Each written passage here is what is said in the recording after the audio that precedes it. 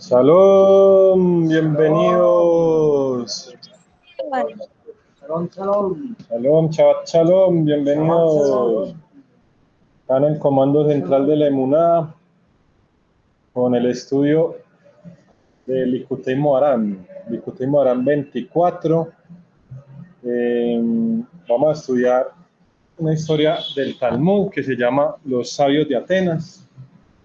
Esta historia es una historia que es una de las únicas que está interpretada. En el Talmud hay muchas historias. Dicen los sabios que cuando venga Mashiach va a interpretar esas historias. Que sea pronto en nuestros días, amén. Va a interpretar esas historias, pero Rabbi Nachman con su espíritu profético y Rabbi Natán de Breslev ya interpretaron algunas.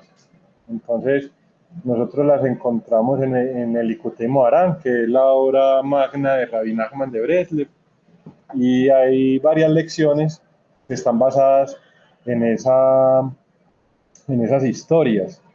Entonces, la lección 24, que ya venimos estudiando hace más de un año, está basada en esta historia de los sabios de Atenas.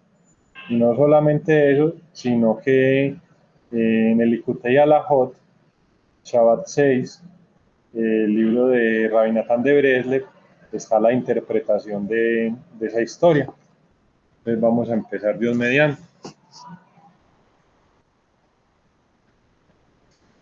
Escribe el Rabbi Natán. Esta es la explicación de la increíble historia de Rabbi Yoshua y de los Sabei de Beyatuna, los sabios de Atenas. Todos se preguntan de qué se trata este debate.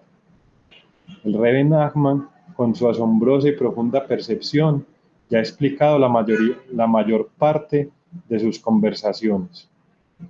Pero hay dos intercambios que no fueron explicados, junto con el resto de la historia de cómo Rabbi Yoshua fue a verlos y lo que sucedió al final.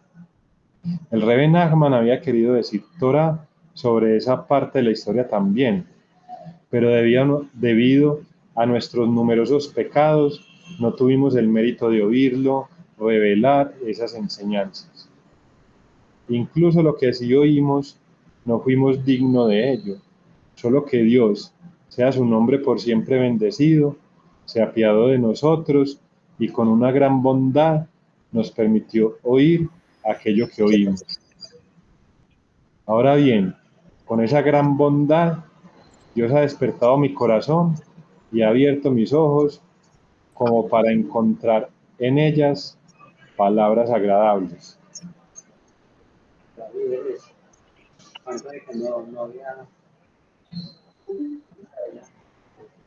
Amigo David, por favor, apaga el micrófono.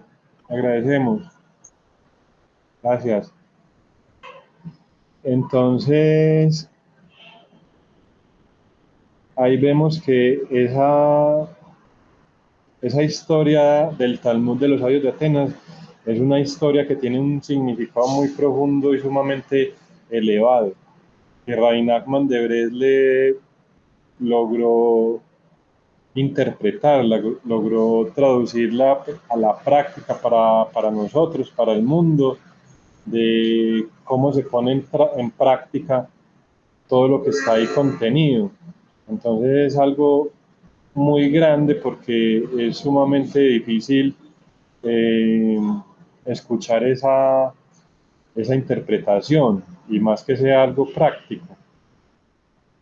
Entonces, acá vemos que Rabbi Natán, después de escuchar una parte de lo que logró transmitir Rabbi Nachman de Breslev, ya la interpreta, pues nos la explica, hay una explicación que Dios mediante lo que vamos a estudiar. Por eso es que Rabbi Nachman dice de sí mismo, Ani Ishpele Benishmati Pele Gadol. Yo soy un hombre de maravillas, pero mi alma es una maravilla mayor.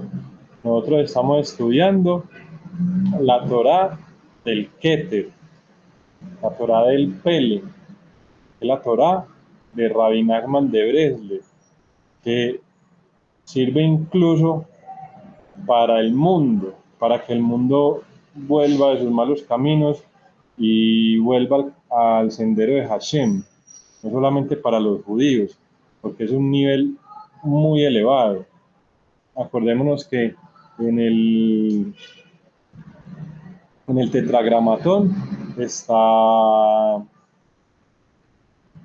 codificado los 4 niveles de Torah. Entonces la Hei es el nivel literal, el Shat. La Bab, o sea, la última Hei, vamos a como decir de la última hacia la primera. La Hei, la última Hei es el nivel literal. La Bab es el Remes, o sea, como toda la parte que está oculta, pero de todas formas hay unas pistas dentro de la Torá y que se va entendiendo de acuerdo a esas pistas. Esa es la Bab. Después sigue la segunda Hei, que es el Drash, que ahí sí está totalmente oculto. Por ejemplo, todos esos Midrashim como tal, también dicen los sabios que los interpreta el rey Mashiach. Después sigue la Yud, que es la Kabbalah, los secretos de la Torá, la parte oculta de la Torá. Esa es la Yud. Pero la Yud, cuando se hace un Sefer Torah, cuando se escribe, hay una rayita en la punta de la Yud que corresponde al quinto nivel de la Torah, que es el nivel del Keter, que es la Hasidut. Entonces, ahí es donde está el Pele. Esa es la Torah de Rabbi Nachman de Breslev. Muy pocas personas, Dios mediante cada vez más, se conectan con esa parte de la Torah. La mayor parte de las personas se conectan con los otros 4 niveles y ¿por qué son muy pocas personas? Porque entonces cuando la persona se conecta con ese Pele, con esa Torah de Rabbi Nachman, entonces siempre empiezan las subidas y las bajadas. Y la mayoría de las personas, o sea, si la persona no tiene las enseñanzas de Breslev, no es capaz de resistir esas bajadas, se vuelve loca con todas esas pruebas y con todos esos retrocesos y con todas esas, o sea, la yeridad, con esa bajada, viene la liá y viene la yeridad. Cuando viene la bajada, la yeridad, uno sabe que es el propósito final del ascenso. El propósito final del descenso es el ascenso. Entonces así es que se capta la Torah de Keter, la Torah del quinto nivel de Pele, la Hasidut de Rabbi Nachman, la Hasidut de Breslev, atravesando esas subidas y esas bajadas. Entonces es una Torah que viene de otro mundo, literalmente, viene de otro mundo, y entonces es así que con ese espíritu profético, Rabbi Nachman es capaz de transmitirnos a nosotros todas estas enseñanzas. Entonces, esto es una parte pues, fundamental de todo lo que son las enseñanzas de Rabbi Nachman de Breslev, esta lección 24, aunque uno podría decir que todas las lecciones es una parte fundamental. Ahí es donde está ese espíritu profético. Entonces, toda la persona que con sinceridad abre un libro de Rabbi Nachman, ve la vida plasmada ahí, ve todo lo que le está pasando en la vida en ese libro. Si uno abre un libro del Rabarus es lo mismo, porque el Rabarus se basa en las enseñanzas de Rabbi Nachman, ve uno la vida de uno ahí, o no, sí o no. Entonces, por eso es que la Torah del Keter, de ese nivel superior donde está la luz infinita. Entonces, la forma de uno ir adquiriendo esa Torah es a través de las subidas y las bajadas, y vamos a, Dios mediante, a entender cada vez más a través de esta historia. Entonces ya vamos a entrar directamente a la historia del Talmud, Berajot 8b. Cierta vez el emperador romano le hizo la siguiente pregunta al rabí Yoshua ben Hanina: ¿cuánto dura el tiempo de gestación de una serpiente? 7 años, respondió el rabí Yoshua. Cuando el emperador insistió en que los sabios de Atenas habían hecho copular a 2 serpientes y la hembra había parido luego de 3 años, el rabí Yoshua replicó que la serpiente ya había estado preñada por 4 años. ¿Sí o no? Sí se entiende que el emperador de Roma le preguntó a rabí Yoshua cuánto dura el tiempo de gestación de una serpiente. Rabí Yoshua le dijo que 7 años. Y el emperador le dijo que los sabios de Atenas habían hecho copular a 2 serpientes y la hembra había parido luego de 3 años. El rabí Yoshua replicó que la serpiente ya había estado preñada por 4 años. Cuando le preguntó cómo era posible que la serpiente hubiese copulado una vez estaba preñada, el rabí Yoshua explicó: en esto las serpientes no son diferentes a los humanos. Pero los sabios son expertos, arguyó el emperador. Quizás, pero nosotros somos más listos, le explicó el rabí Yoshua a los sabios hebreos. Los sabios hebreos son más listos que los sabios de Atenas, lo explicó el rabí Yoshua. Si ese es el caso, dijo el emperador, entonces anda a verlos. Sé más listo que ellos y tráemelos aquí. ¿Cuántos son ellos? Son 60. El rabí Yoshua le solicitó al emperador que le preparase una nave con 60 camarotes, cada uno con 60 sillas, y una vez hecho esto, salió para Atenas.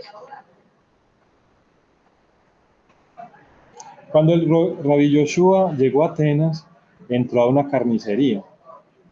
Allí encontró al carnicero trozando un animal. Imagínense uno de esta historia de desentrañar misterios de Torah y enseñanza de Torah, pues es solamente Rabbi Nachman y Rabbi Natán. El rabí Yoshua le dijo, llegó a Atenas en un barco con 60 camarotes y llegó a una carnicería y había un carnicero trozando un animal, o sea, despedazándolo, partiéndolo, ¿cierto? Y el rabí Yoshua le dijo, véndeme tu cabeza. De acuerdo, respondió el carnicero. Cuando le preguntó cuánto quería por ella, el carnicero le respondió que costaba medio sus.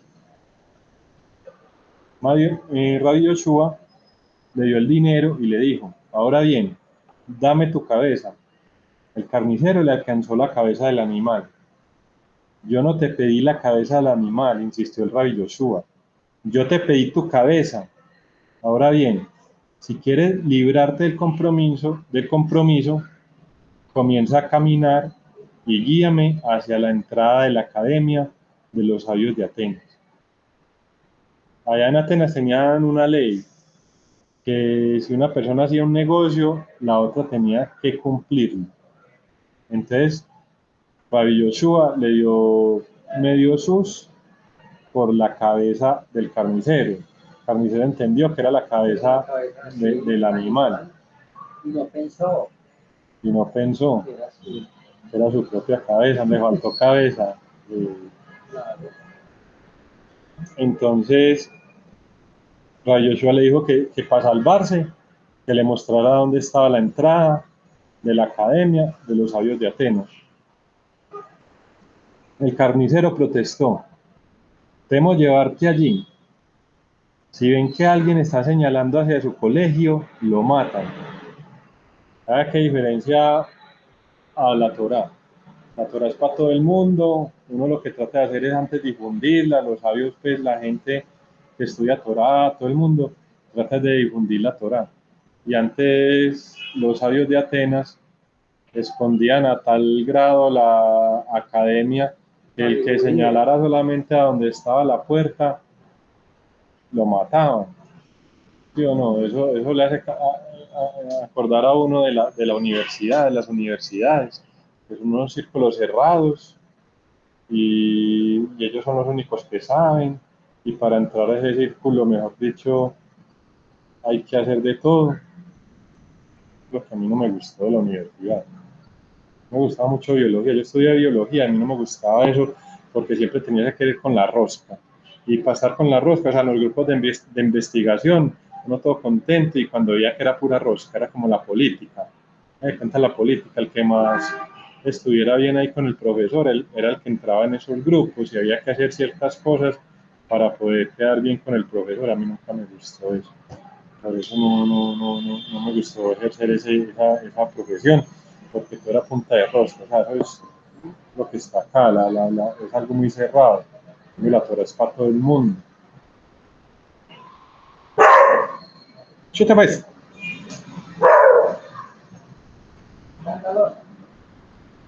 Entonces el carnicero le dijo que el que solamente con señalar la entrada de la academia lo matan, ¿cierto? Entonces Rabbi Yoshua le dijo, entonces lleva un atado de cañas, le aconsejó el Rabbi Yoshua. Y cuando lleguemos a la puerta, deja el atado en el piso como si estuvieses descansando. Al llegar a la residencia de los sabios, el Rabbi Yoshua notó que había unos guardias dentro de la entrada para impedir que alguien entrase. Así se entendió eso, o sea, le dijo, llévese una seña, algo así como una seña, una indicación, llévese un bulto de cañas. Por debajo de cuerda, y yo lo voy mirando desde lejos, él lo iba mirando, entonces cuando él vio que el carnicero soltó el bulto y se hizo que estaba ahí descansando, ya sabía que ahí estaba la entrada. Al llegar a la residencia, sin visaje, hágale pues hermano sin visaje y me muestra la entrada. Al llegar a la residencia de los sabios, el Rabbi Yoshua notó que había unos guardias dentro de la entrada para impedir que alguien entrase y que había guardias afuera de la entrada para impedir que alguien saliese. Si los ancianos notaban las huellas de alguien entrando, matarían a los guardias de afuera por haber sido negligentes. Si notaban las huellas de alguien saliendo, matarían a los guardias de adentro por haber sido negligentes. ¿Cierto? Cuando entiendes que estaban los guardias en la entrada, que había huellas afuera, era que alguien había entrado, los mataban. Si habían huellas adentro, significaba que alguien había salido y los mataban.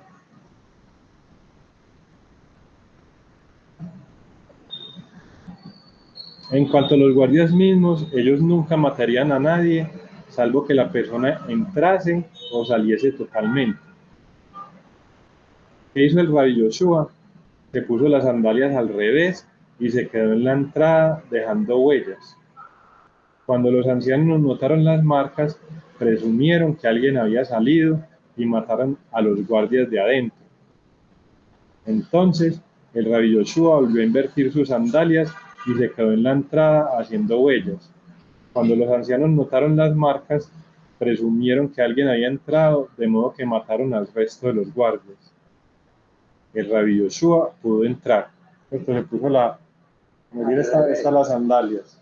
Las puso al revés, o sea, así. El pie, está la sandalia. Lo puso así, al revés, ¿cierto? Entonces se veían las huellas, se veían al revés. Bueno.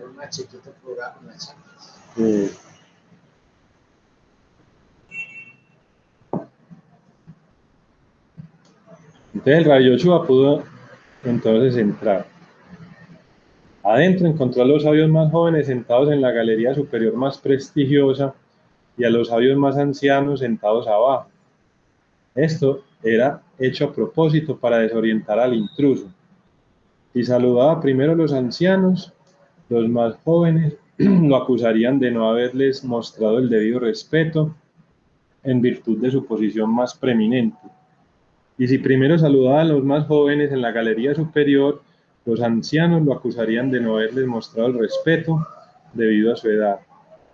Los más ancianos están en la parte más baja y los más jóvenes en la parte más alta de la galería.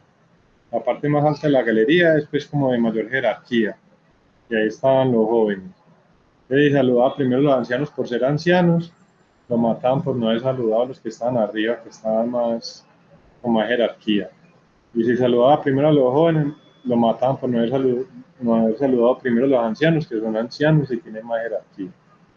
Entonces hay una trampa. Así, de la manera que fuese, siempre podrían acusarlo y condenarlo a muerte. Rabbi Yoshua comprendió esto y por lo tanto saludó a todos los sabios de Atenas al mismo tiempo. Shalom Aleichem, Shalom a todos. Y ya con eso se salvó por ese lado. ¿Qué te trae aquí? Preguntaron. Soy un sabio judío. He venido a aprender sabiduría de ustedes, le respondió. Si es así, te haremos algunas preguntas. Muy bien, dijo el Rabbi Yoshua. Si me vencen, podrán hacer conmigo lo que quieran. Pero si yo demuestro ser más listo que ustedes, entonces les pediré que vengan a comer pan conmigo a bordo de mi nave. Esa es una parte de la historia. Entonces ya empieza la explicación de Rabbi Natán. ¿Ah? Él los premiaba, el premio de él era que viniera a comer con ellos, mientras que si él perdía, No llore, mano, acá a leer. Ahí ya está, esto lo está diciendo.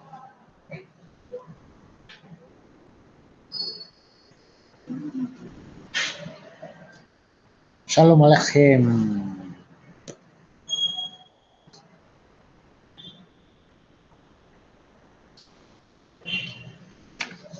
Entonces, la explicación del Rabí Natán. El emperador romano le hizo la siguiente pregunta al Rabbi Yoshua ben Hanania. ¿Cuánto dura el tiempo de gestación de una serpiente? 7 años, respondió Rabbi Yoshua. La serpiente alude a las ideologías y las filosofías seculares que minan la verdadera sabiduría. La Torá dice así, que la serpiente era la más astuta de todas las bestias salvajes. Génesis 3:1. Pues esas ideologías le llegan al hombre como resultado del hecho de que Eva fue envenenada por la serpiente primordial. Al preguntar cuánto dura el tiempo de gestación, el emperador de hecho estaba preguntando cuál es la raíz de su sabiduría, cuánto tiempo y cuán duro es necesario trabajar para dar nacimiento a una sabiduría como la de ellos, a la sabiduría de los sabios. Como los científicos. Exacto, sí, los seculares, sabiduría secular. Al responder 7 años, o sea, la carrera universitaria, el Rabbi Yoshua estaba insinuando que la raíz de las ideologías y de las filosofías seculares está relacionada con los 7 atributos, que corresponden a las 7 sefirot inferiores.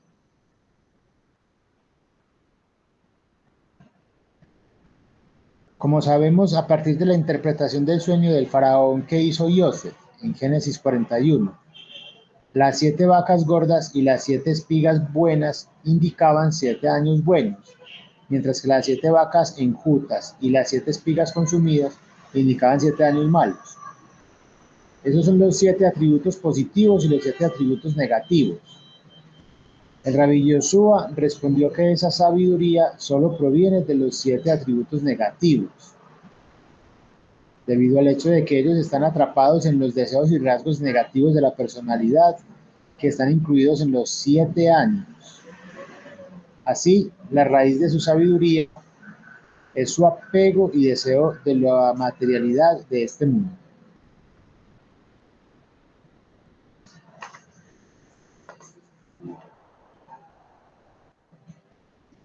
Bueno, si tienen alguna pregunta, hasta acá, manifiestan para que Daniel nos ayude ahí a dilucidar mejor, ¿listo? O algún comentario. Entonces, hasta ahí el Rabbi Natán pues explicó la partecita de cuando el emperador le preguntó a Rabbi Yoshua cuánto dura el tiempo de gestación de una serpiente. 7 años, respondió Rabbi Yoshua.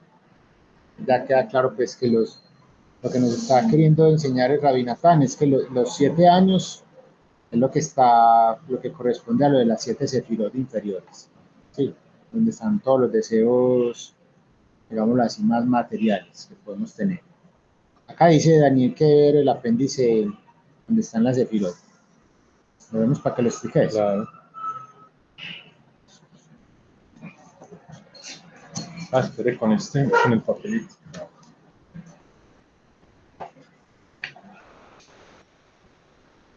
Para que Daniel nos muestre lo de la sefirot. No, pero quédese allí. Entonces, los sabios de Atenas decían que la gestación de la serpiente eran 3 años. Eso corresponde a Binah, Dat y Jochma, o sea, puro intelecto. O sea, esa es la sabiduría secular, o sea, lo que uno estudia en la universidad, lo que es la ciencia, lo que es este mundo materialista. Es solamente intelectual. Pero se ve mucho, por ejemplo, en la universidad. Hay profesores que uno ve que tienen unos rasgos negativos de personalidad muy grandes, pero sin embargo tienen mucha inteligencia y son unos profesores. En cambio, la sabiduría de la Torah, la emuná como tal, son 7 años, o sea, corresponde con 7 años. Ese es lo que dijo Rabbi Yoshua en Hanina, que dura la gestación de la serpiente. Entonces, esos 7 es Geburá, Ese, Tiferet, Hod, Netzach, Hod, Yesod y Malhut. Geburá, Ese, Tiferet, Hod, Netzach, Yesod y Malhut. Entonces, es lo que nos está diciendo es que nosotros para poder adquirir esa emuná tenemos que tener un control de las emociones. Tenemos que refinar nuestra parte material, que ya después vamos a profundizar más en eso, y a través de esas 7 sefirot. En el caso de los noajidas es excelente el ejemplo de las 7 leyes. Cada ley noágida tiene que ver con un estado emocional que tiene un rasgo emocional, un rasgo de carácter que a través de poner en práctica determinada ley vamos puliendo, vamos mejorando. Entonces, por ejemplo, no cometer adulterio, o sea, no tener relaciones sexuales ilícitas, habla de la lujuria. En la medida que uno vaya poniendo en práctica, la lujuria es la parte negativa de esa emoción, ¿cierto? Y la parte positiva de esa ley es el temor reverencial, ¿cierto? Entonces, en la medida que uno vaya poniendo en práctica las 7 leyes, va sacando a flote la parte, o sea, va desarraigando esos rasgos negativos de carácter.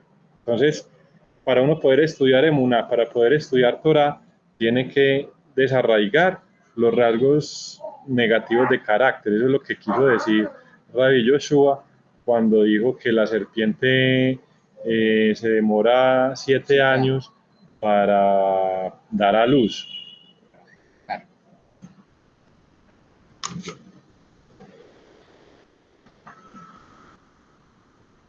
Aquí, Rabbi Natán coge otra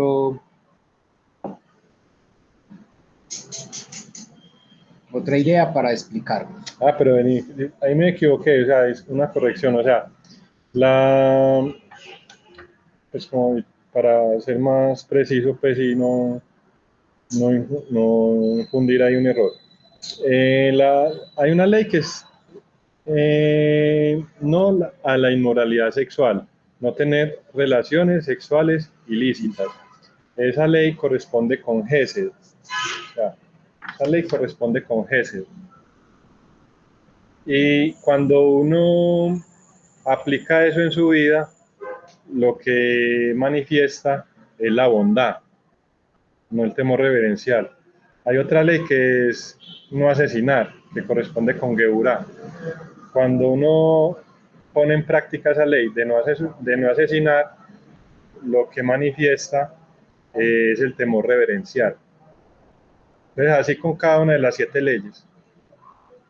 Cuando uno la pone en práctica, desarraiga esos rasgos negativos de conciencia y manifiesta la cualidad divina que hay en cada una de las 7 sefirot. Entonces, está bondad, Gesed es bondad, Geburah es rigor, pero también es temor reverencial. Tiferet es verdad, belleza. Netzach es confianza, lo mejor es confianza, pero también traduce victoria, pero victoria es saber que el único que vence es Hashem, que cuando uno confía en Hashem tiene victoria. Hod es esplendor, pero tiene que ver con el habla correcta. Yesod es el fundamento, tiene que ver con la pureza sexual, con la emuná, en los sabios, con todos los rasgos, me has dicho, en Yesod están condensados todos los rasgos positivos de conciencia, de carácter, y está Malhut, que es establecer. Arriba no lo está filmando, donde está señalando. Ah, gracias. Entonces está Yesod. Yesod traduce fundamento, que tiene que ver con el cuidado del pacto, con la pureza sexual. Y Malhut traduce como reino, reinado, y la ley en este caso es establecer cortes y leyes de justicia, y se manifiesta la emuná y la humildad. Entonces, ahí sí queda más claro.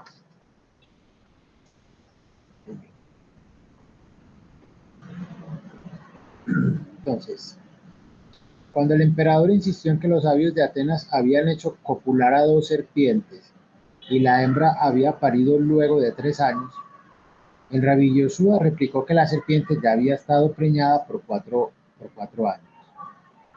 Ese es el diálogo que se leyó al principio y empieza el rabí Natán a explicar aquí. El emperador contestó diciendo que los sabios de Atenas habían hecho dar a luz a una serpiente solo después de 3 años. Esos 3 años son una alusión a los 3 intelectos. No, Daniel nos acaba de explicar arriba de Jochma, Binah.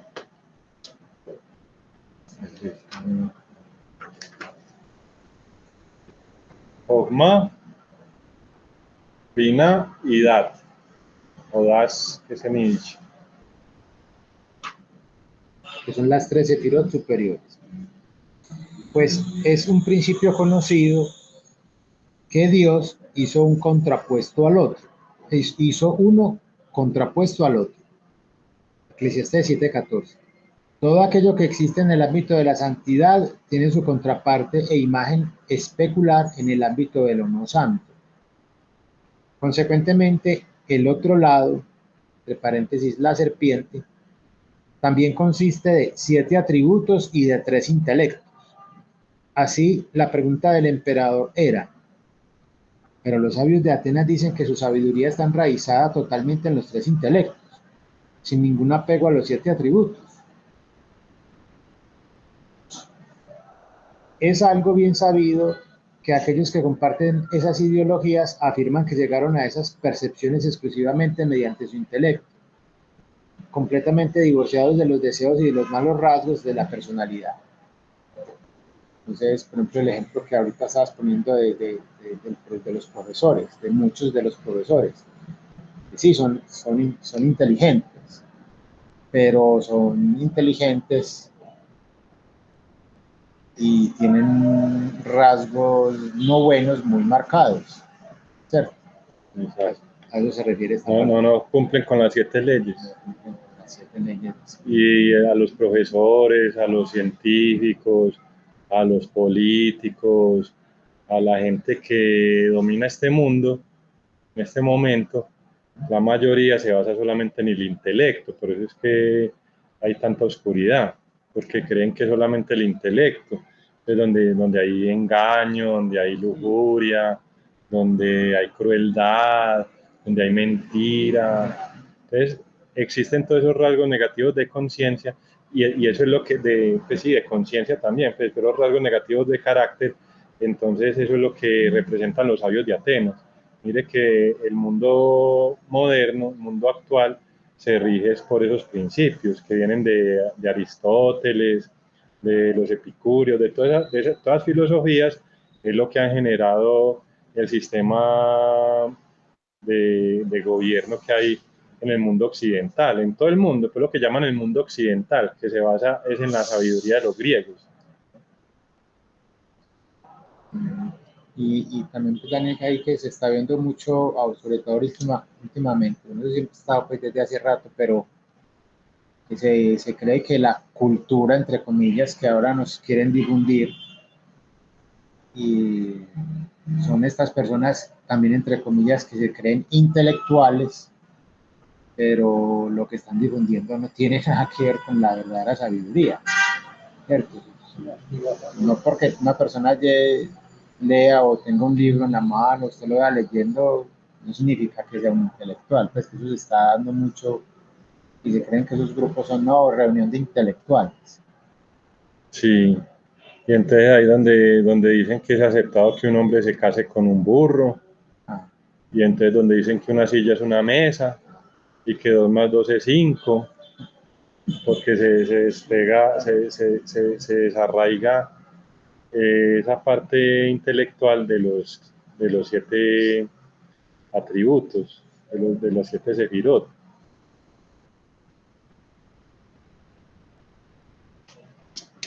La respuesta de Rabbi Yoshua fue que la serpiente ya había estado preñada por 4 años. Es decir, dado que se dedican a la investigación filosófica y el debate científico, daría la impresión de que su investigación, de que sus conclusiones se basan solamente en las facultades intelectuales.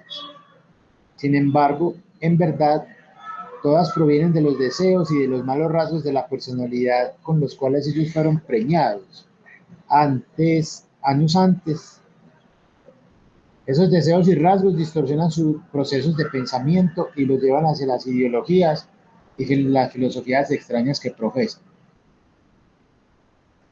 Más aún, los 4 años aluden a los 4 elementos fundamentales de la creación: el fuego, el aire, el agua y la tierra. Se enseñó que todos los rasgos y deseos están incluidos en los 7 atributos y enraizados en los 4 elementos. En el ámbito de la santidad, esos elementos corresponden a las 4 letras del santo nombre de Dios, el tetragramatón. Berli Kuteimo harán 185. ¿Queremos que hagamos como estudiamos en Israel o seguimos derecho? Sí, comentemos esa parte del tetragramatón, de los 4 elementos. O sea, el tetragramatón corresponde a los 4 elementos. Son las tetragramatón, traduce 4 letras. O sea, tetra, 4, gramatón, de grama, letras, 4 letras, ¿cierto? Entonces, cada una de esas letras corresponde con un elemento. Esos 4 elementos son el fundamento con que está construido el mundo. Con los 4 elementos Hashem construyó el mundo, que son el fuego, el agua, el aire y la tierra. Todo lo que existe en la creación, incluido nosotros mismos, es una combinación de esos 4 elementos. Lo que pasa es que hay... Miguel. Shalom. Shalom, Miguel.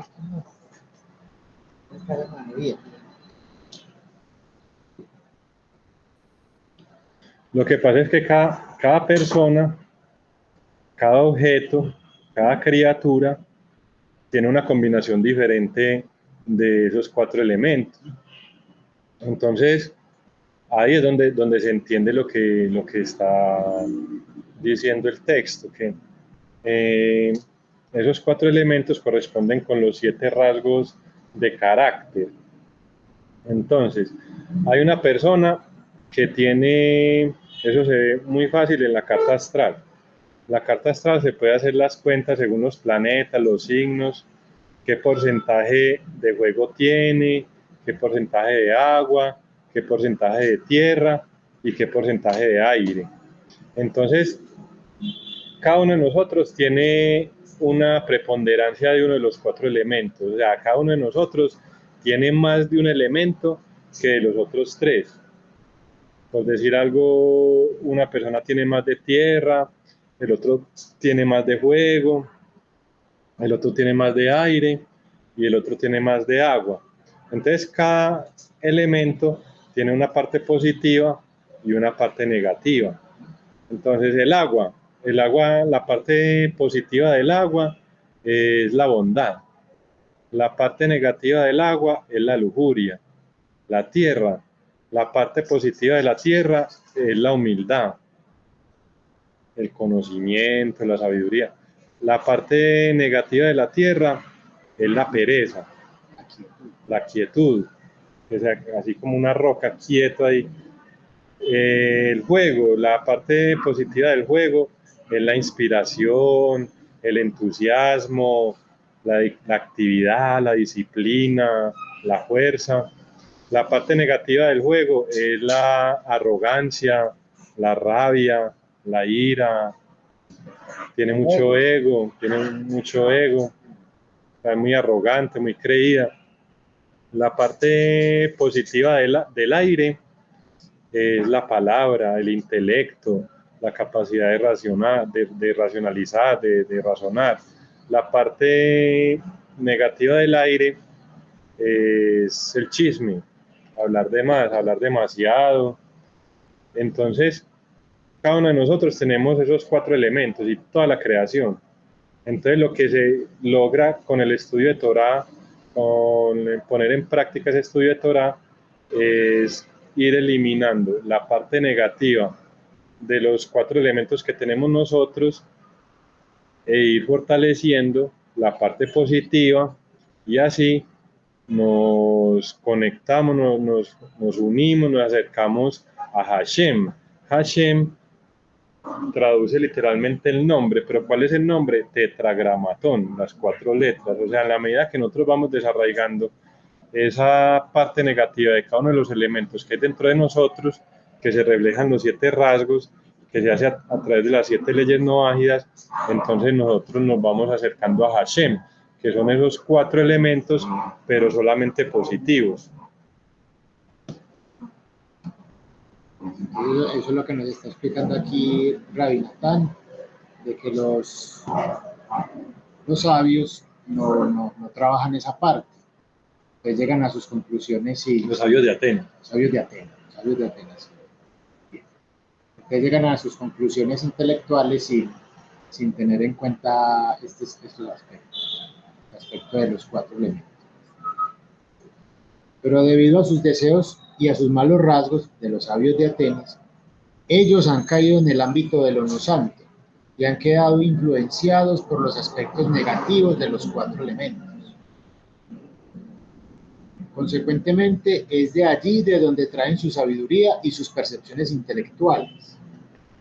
Así, el Rabbi Yoshua insistió en el hecho de que ya habían estado cargando esas influencias con ellos, lo que dio nacimiento a esas ideas extrañas. Esto está en línea con lo que enseña Rabbi Nachman. Los pensamientos de la persona y sus percepciones están relacionados con aquellos rasgos a los cuales se encuentra adherida. Likutei Moharan 1.29 al final.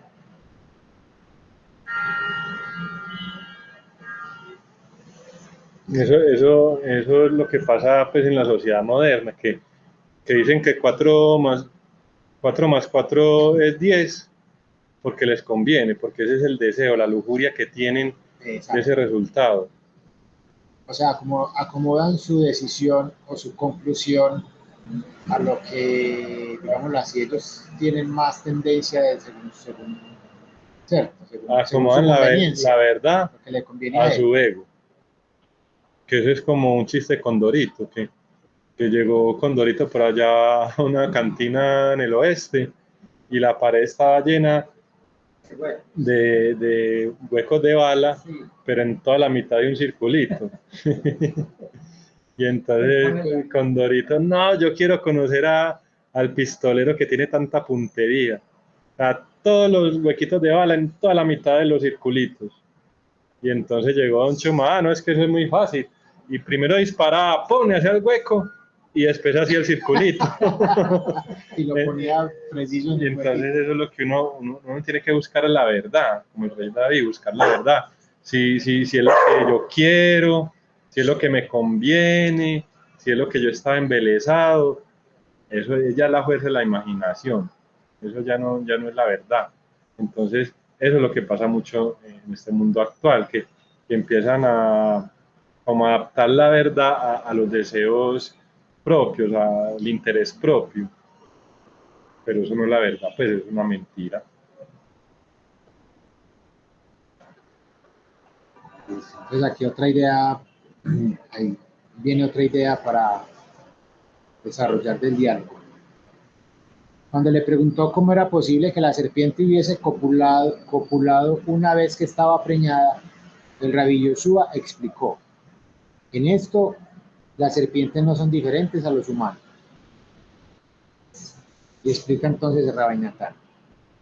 El término hebreo para copular es meshamesh, que también significa servir. Así, la pregunta del emperador estaba relacionada con el servicio a sus maestros, llevado a cabo por aquellos que se adhieren a las filosofías seculares. Él preguntó: ¿pero acaso no sirven y atienden a sus maestros en sus academias? Cuando el estudiante sirve y pasa tiempo observando a su maestro, a un verdadero estudioso de Torá, esa asociación de nacimiento a nuevas ideas y conocimientos santos. Pero aquí también Dios hizo uno frente al otro, pues aquellos atraídos por una equivocada búsqueda de sabiduría también sirven a sus maestros y reciben de ellos las enseñanzas de las ideologías seculares. Así, el rabí Yoshua respondió que en esto las serpientes no son diferentes a los humanos.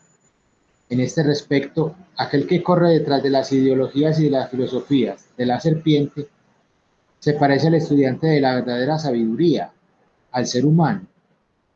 Sin embargo, de hecho, solo están imitando el comportamiento humano, pues solo aquellos dedicados a la sabiduría divina, que es al estudio de la Torá, son llamados humanos, en el sentido espiritual de la palabra.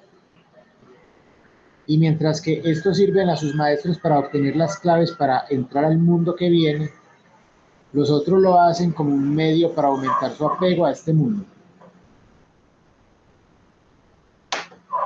para entrar en la rosa, Ok. para entrar en el ciclo. Un concepto el concepto de copular, ¿cierto? Y de servir, porque es que en la Torah está comprendido que la relación entre maestro y alumno es como la relación entre esposo y esposa, porque nosotros, si recibimos las enseñanzas de Rabbi Nachman de Breslev, ellas vienen del cerebro de Rabbi Nachman, de donde se encuentra el alma de Rabbi Nachman. Entonces nosotros nos volvemos como la esposa.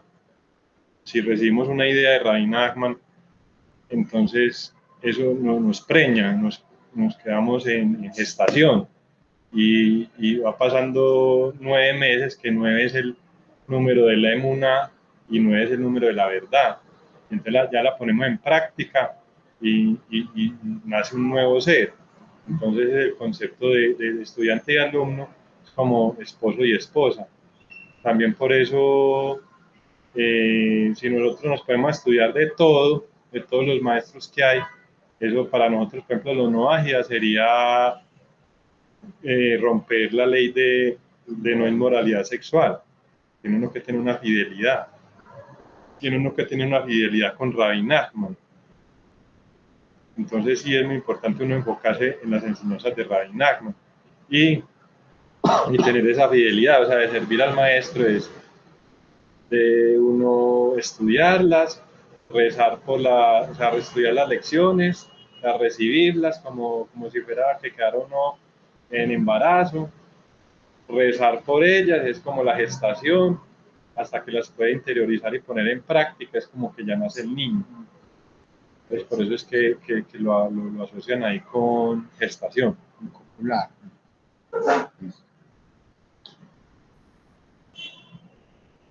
Otra idea para explicar. Pero los sabios son expertos, arguyó el emperador. Quizás, pero nosotros somos más listos, le replicó el rabí Yoshua. Y explica. Esto debe comprenderse de manera simple. Cuando se le preguntó, pero pese a todo, no son sabios. ¿Acaso no han hecho algunas invenciones y descubrimientos asombrosos? El rabí Yoshua respondió que incluso así, nosotros somos más listos. Su sabiduría se centra en este mundo pasajero, mientras que nuestra sabiduría está dirigida a alcanzar el verdadero propósito de la creación del hombre, el mundo eterno. Por lo tanto, ciertamente somos más listos que ellos.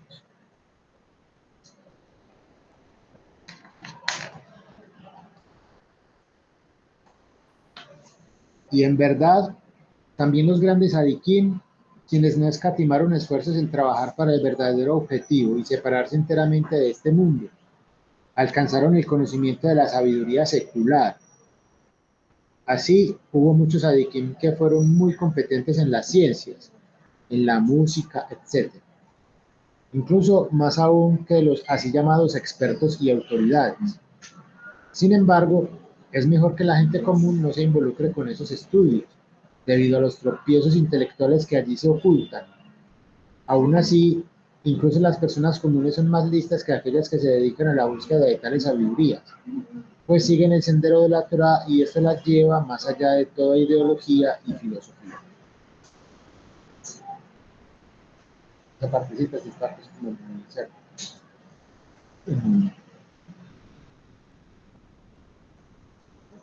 Pues ahí tiene mucho que ver con la Emunat Jajamim, la fe en los sabios, que es lo que uno necesita para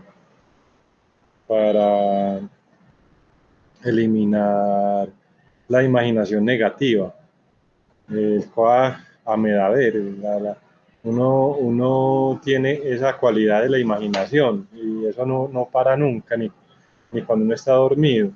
Uno puede imaginar muchas cosas y pensar, y lo que hablamos estos días de los extraterrestres y no sé qué, pero eso se neutraliza con la fe en los sabios, o sea, solamente tener fe en los sabios y es la emuná, o sea, la emuná tiene que atemperar el conocimiento.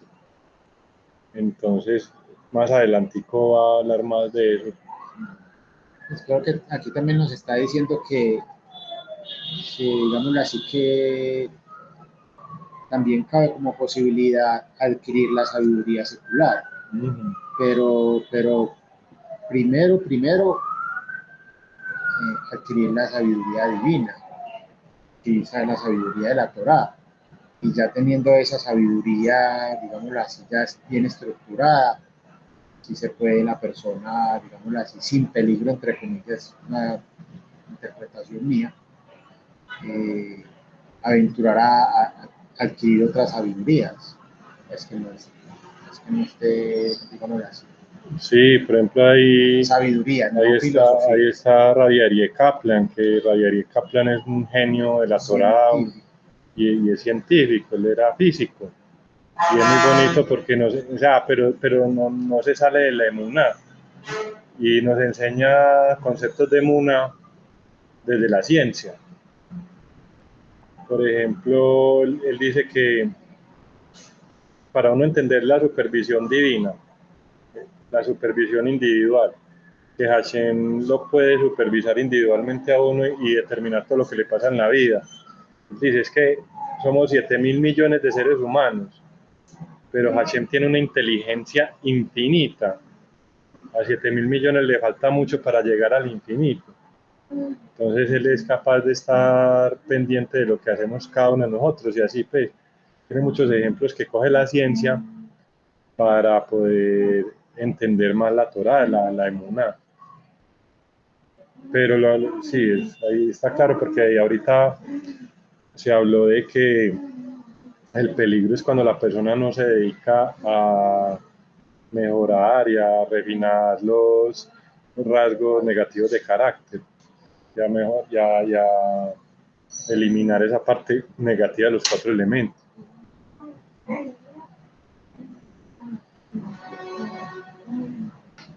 Otra idea. Si ese es el caso, dijo el emperador, entonces anda a verlos, sé más listo que ellos y tráemelos aquí.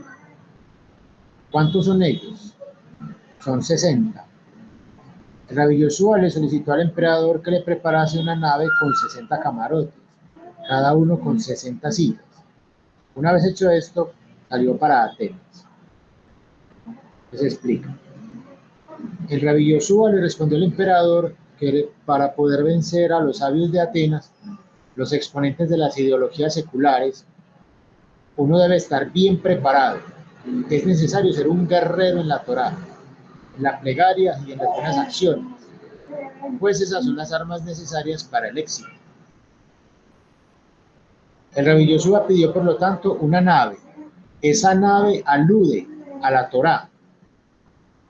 Este mundo es como un mar turbulento, con sus profundidades amenazando constantemente con tragarse el alma del hombre. Si se quiere sobrevivir, se deberá tener una nave muy sólida. Esta es la Santa Torá, la cual solo se merece a través de los verdaderos sabios que saben cómo interpretar y transmitir sus enseñanzas. De ello se dice en Salmo 107:23, aquellos que descienden al mar en navíos, o sea, en la Torá, que hacen su obra en agua poderosa. Ellos hacen sus grandes y tremendas obras en aguas poderosas, en las aguas torrenciales de este mundo. Así, el siguiente versículo dice de esos Sadiquín que ellos han visto los actos de Dios y sus maravillas en las profundidades del mar, pues solo ellos son capaces de ver los actos de Dios y sus maravillas en las profundidades del mar, que es este mundo. Solo ellos saben cómo las feroces olas, las tribulaciones físicas y espirituales golpean contra cada uno de nosotros, y solo ellos saben cómo salvar a aquellos que se les acercan para evitar que se hundan en el abismo. Esto lo hacen llevándolos a bordo de sus sólidas naves, las santas enseñanzas de Torá que ellos revelan. Este es el significado del hecho de que Rabbi Yoshua pidiese una nave con 60 camarotes.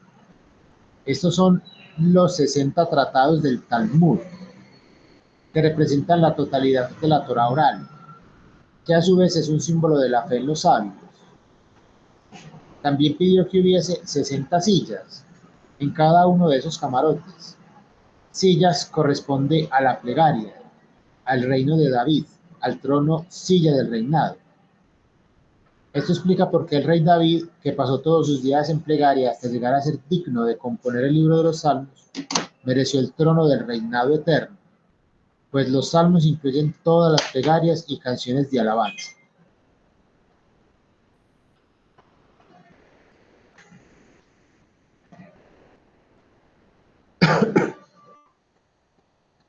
Este es el motivo por el cual también deben ser 60, porque la plegaria está compuesta de 60, como en hay 60 melajot, reinas, Cantar de los Cantares 6:8.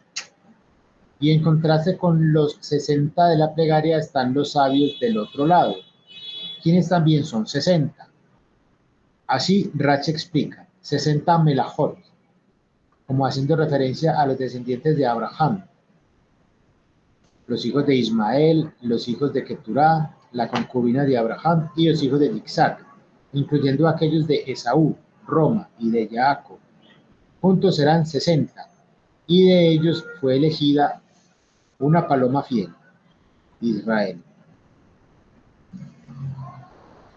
Ahora bien, cuando la plegaria está compuesta por 60 melajot de santidad, el santo Malhut tiene el poder de vencer al Malhut no santo de Esaú, las melajot del otro lado, pues los sabios dependen para su sustento de las 60 melajot de santidad.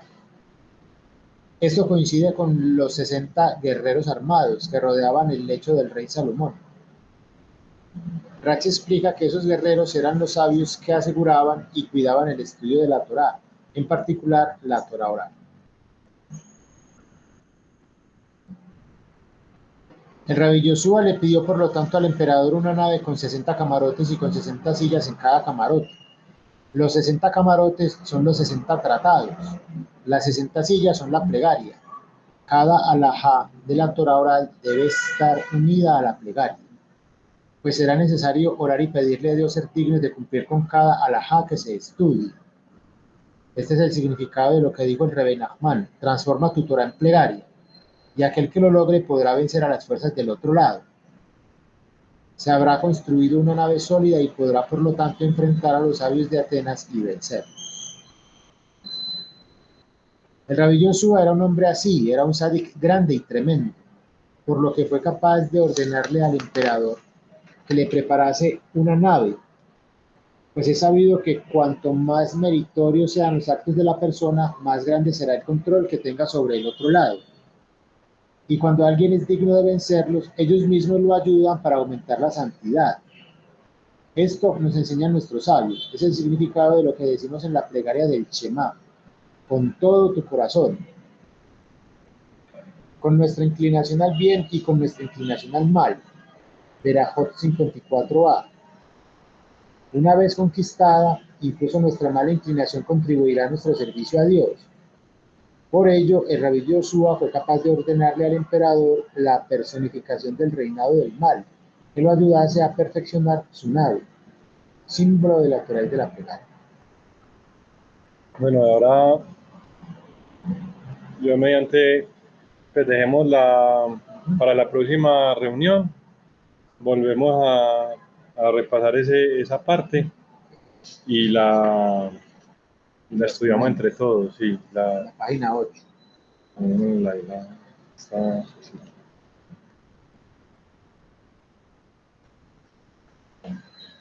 Sí.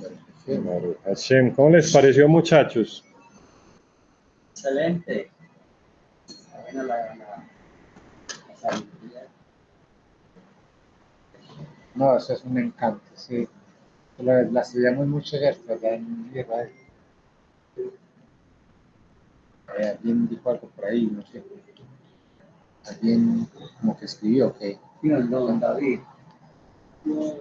David puso el dedito a que le gustó eso, David, doña Vivi, doña Yolanda, don Obed, doña María, ¿cómo les pareció?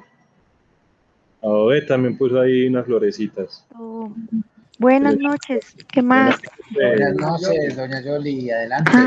Ve, yo tengo una pregunta. Cuando estaban hablando de los 4 elementos, Dani hablaba bueno, de que nuestro cuerpo está conformado de los 4 elementos, pero prevalece o sobresale uno de esos 4 elementos.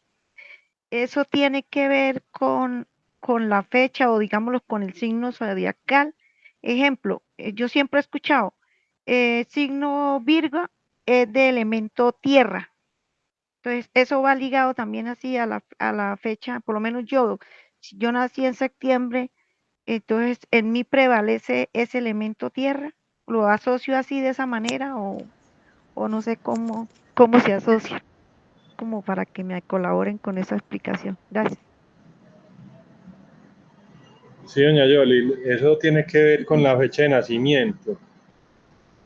O sea, por lo general, sí, si usted es signo Virgo, Sí, prevalece la Tierra, sí. pero habría que mirar la carta astral. Ah, Entonces cada planeta tiene una puntuación.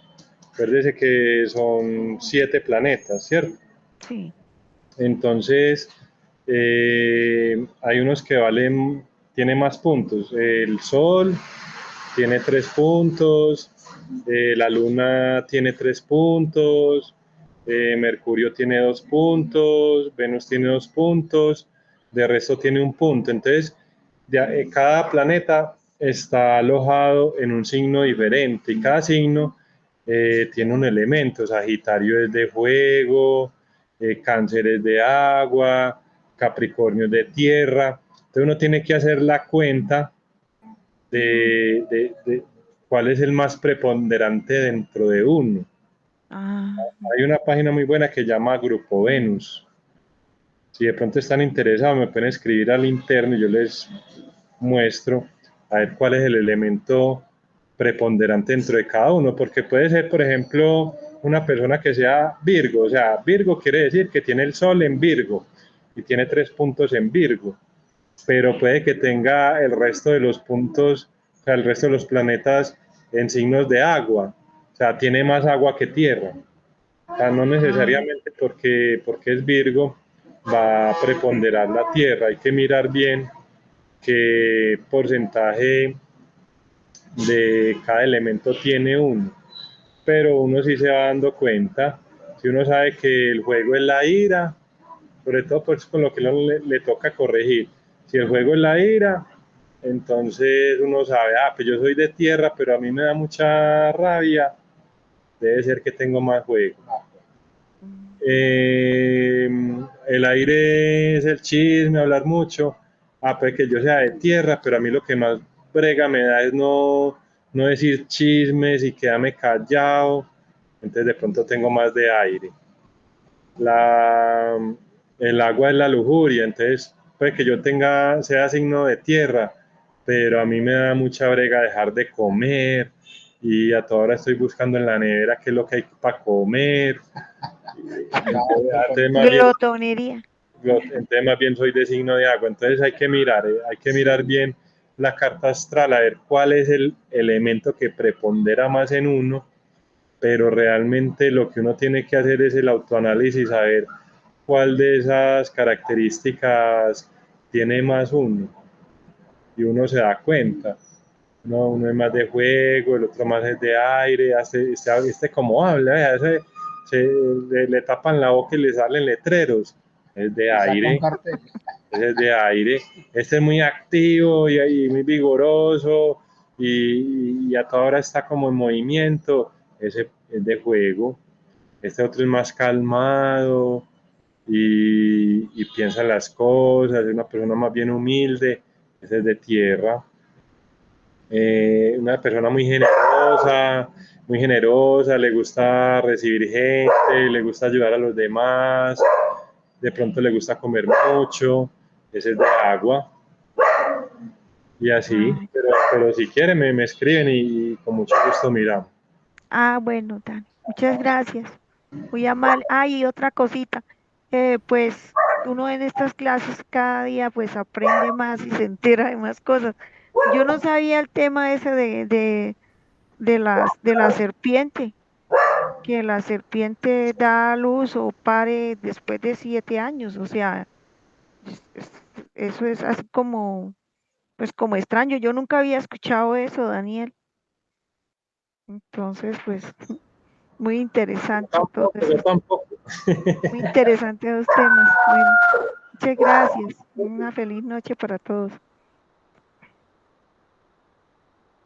Adelante, don David. Gracias, doña Yoli, chao, shalom. Adelante, don David. Hola queridos, buenas noches. ¿Me escuchan? Buenas noches, sí, adelante, bien pueda.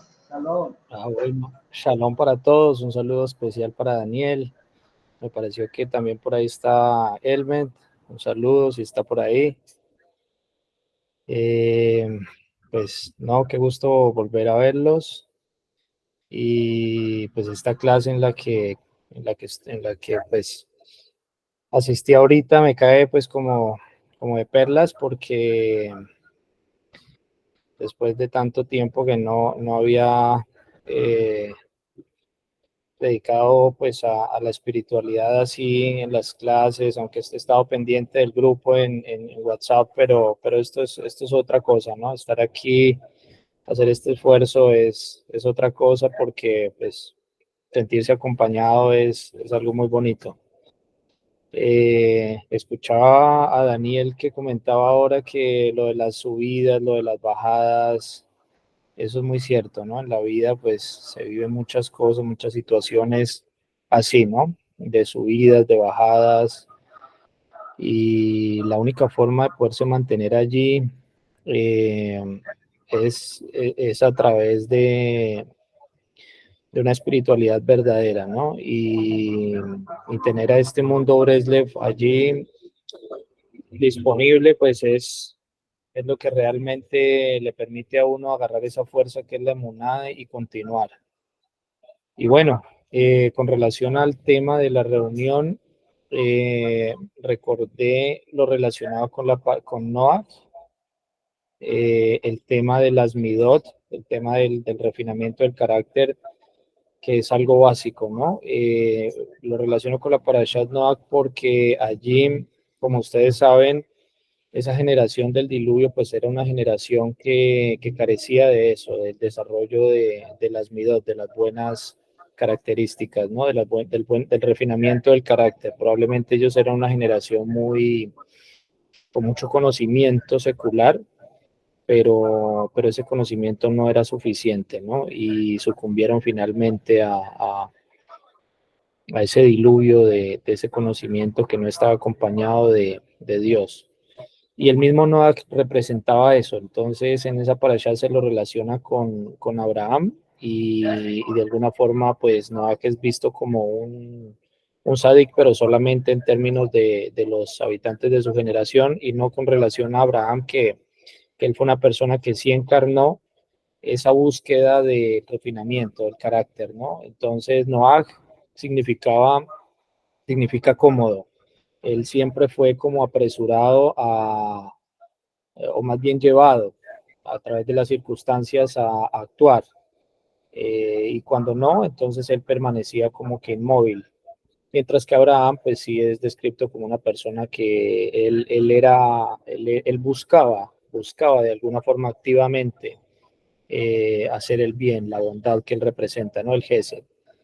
Entonces, ese refinamiento del carácter es muy importante, es muy importante. Eh, la otra generación, ahí mismo en la Parashá se mencionaba la generación de la Torre de Babel, lo mismo, ellos de alguna forma dentro de la unidad que representaban era una unidad en la que ellos rechazaban a Dios, todo lo hacían basado en el conocimiento. Entonces, digamos que recuerdo que en un artículo se mencionaba el hecho de que ellos usaron ladrillos para construir la torre. ¿Por qué ladrillos? Porque los ladrillos de alguna forma eran una creación de ellos mismos. O sea, mediante su tecnología usaron un material que ellos habían creado. Entonces ahí se implica un conocimiento secular muy importante, porque pudieron haber usado piedra o barro, ellos usaron fue un material creado por ellos mismos. El mismo hecho que la hayan contemplado en un valle y no en una montaña, o sea, ellos no querían usar nada relacionado con Dios. Entonces, también lo mismo, finalmente no pudieron lograr su objetivo porque ellos no desarrollaron esas buenas midot, esas buenas características para poder tener éxito, ¿no? Y uno a veces le pasa lo mismo en la vida, ¿no? Uno cree que puede hacer las cosas por uno mismo, a través de lo que piensa que uno sabe y que es lo que es lo correcto y el orgullo aparece allí y entonces uno a pesar de que cree que está teniendo una espiritualidad, al final termina siendo un autoengaño, porque uno está persiguiendo es que la vida haga lo que uno quiere, ¿no? A través del conocimiento que uno ha adquirido y no se pone a pensar en que primero hay que hacer un alto en el camino y decir, bueno, hombre, tengo primero que ser una buena persona antes que intentar lograr tantos proyectos, tantas cosas y para finalmente darse contra la realidad que eso no va para ningún lado. Entonces sí es muy importante como conclusión de esta reunión, pues hacer como esa introspección acerca de la importancia de intentar ser buenas personas, de que nos dediquemos antes de aprender cosas, antes de aprender pues, teorías, incluso de del mismo judaísmo, antes de uno pretender ser un sabio y pretender tener tanto conocimiento, hay que enfocarse a la par en ser una buena persona, ¿no? En tratar de refinar el carácter, de tratar de alejarse, de trabajar sobre el tema del orgullo, sobre el tema del enojo, de la tristeza, bueno, y de todo ese cóctel que ustedes ya conocen que nos persigue constantemente a cada persona. Entonces, les agradezco mucho y espero poder estar con ustedes más seguido. Un saludo muy especial. Muchas gracias, señor. Muchas gracias. Muchas gracias, hermano. Excelente complemento. Sí. Vea, ahí don David acabó de hacer pues la parte, digámoslo así, el consejo que nos enseña Rebbe Nachman, que pues la intervención de don David es la plegaria por lo que estudiamos. Sí. Esa es la plegaria por lo que acabamos de estudiar, Sí. lo tomémoslo así. Con eso cerramos la reunión. Sí. Sí. Yo los invito a que sigamos esto que Daniel empezó hoy con mucha atención y con mucho juicio. Repasemos esta clase y estemos atentos ahí, no la perdamos, porque desde mi punto de vista es como es un fundamento para entender la lección 24 y entender las enseñanzas de Rabbi Nachman. Es un punto de entrada muy, muy importante. Entonces los invito a que sigan cada 8 días pues, la lectura y las enseñanzas. Sí. Bueno, ¿algo más, Daniel? No, muchas gracias. Gracias por acompañarnos. Shabbat Shalom, todo lo bueno, que les llegue la sabiduría divina. Para todos. Gracias, igualmente. Shalom. Shabbat shalom. Que estén muy bien. Bendiciones. Chao. Bendiciones, todo lo bueno.